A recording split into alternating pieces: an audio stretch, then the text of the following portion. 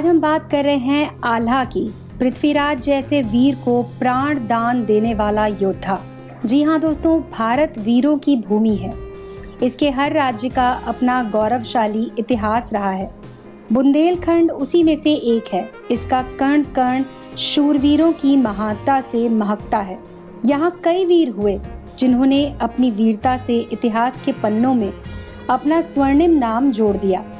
इन्हीं में से एक है आल्हा का नाम।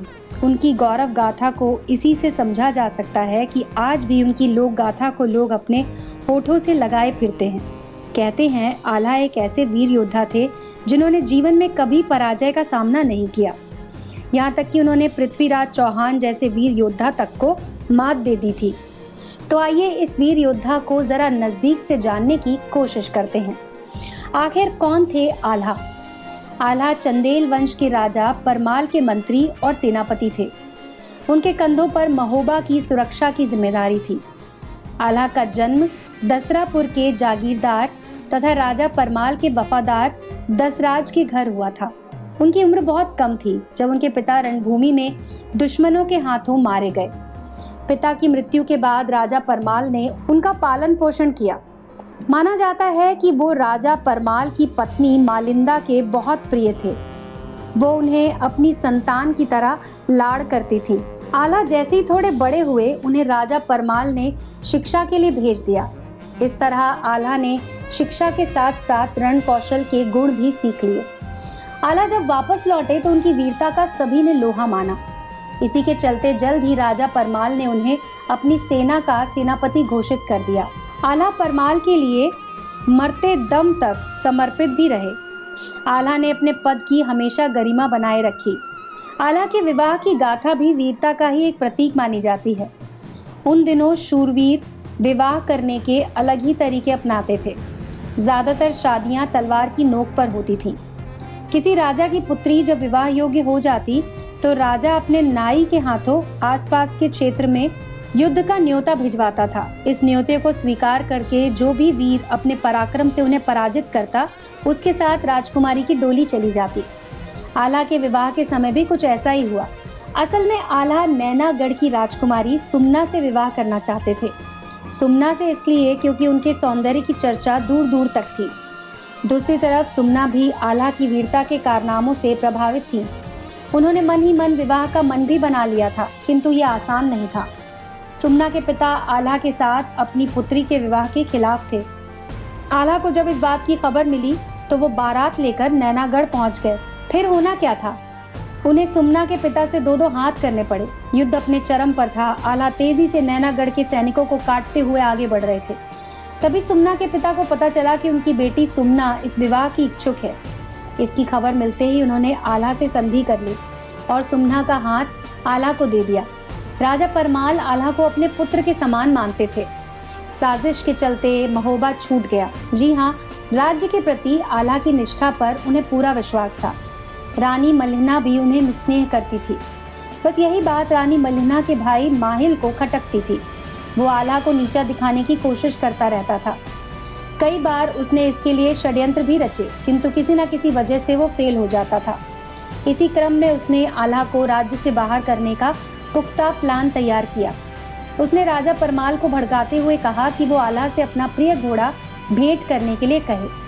अगर आल्हा ऐसा नहीं करता है तो इसका मतलब वो अपने राज्य के लिए ईमानदार नहीं है। शुरुआती आनाकानी के बाद राजा परमाल इसके लिए सहमत हो गए।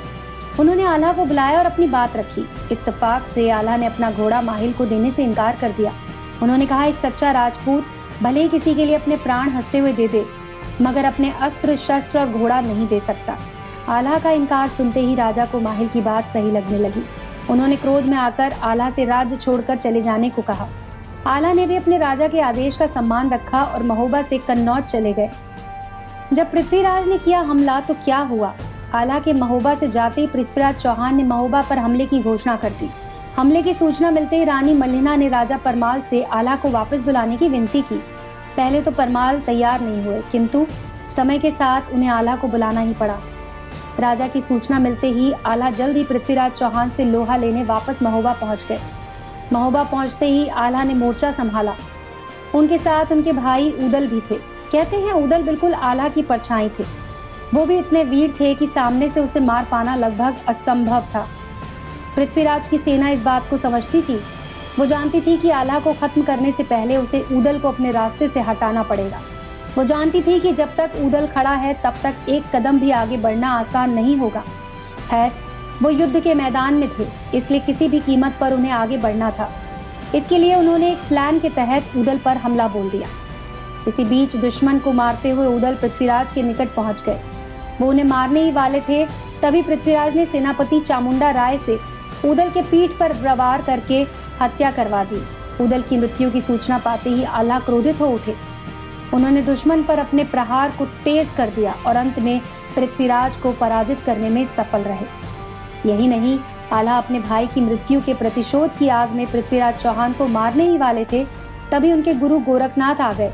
उन्होंने कहा कि प्रतिशोध के लिए किसी की जान लेना धर्म नहीं है। गुरु की आज्ञा मानते हुए आल्हा ने पृथ्वीराज को प्राण दान दे दिए, किंतु इस युद्ध के बाद वो खुद बैरागी हो गए। आल्हा की निस्वार्थ राजभक्ति ने उन्हें लोगों के बीच लोकप्रिय किया। क्या आप जानते हैं, लोक गीतों में आज भी जीवित हैं आल्हा। जी हाँ, जगनिक द्वारा रचा गया आल्हा खंड आज भी उत्तर प्रदेश के कई राज्यों में वीर रस से भरे लोकगीत के रूप में बहुत लोकप्रिय है। मुख्य रूप से बुंदेली और अवधी के इस महत्वपूर्ण छंद काव्य की रचना 11वीं शताब्दी में कलिंजर के परमार राजाओं ने दरबारी भाट जगनिक ने की थी। मुख्य रूप से बुंदेली और अवधी के इस महत्वपूर्ण छंद काव्य की रचना 11वीं शताब्दी में कालिंजर के परमार राजाओं के दरबारी भाट जगनिक ने की थी। क्षेत्रीय भाषा में इसे आल्हा भी कहा जाता है। सभी हिंदी भाषी प्रदेशों में गाई जाने वाली इस लोक कथा पर क्षेत्रीय भाषाओं का बहुत असर पड़ा।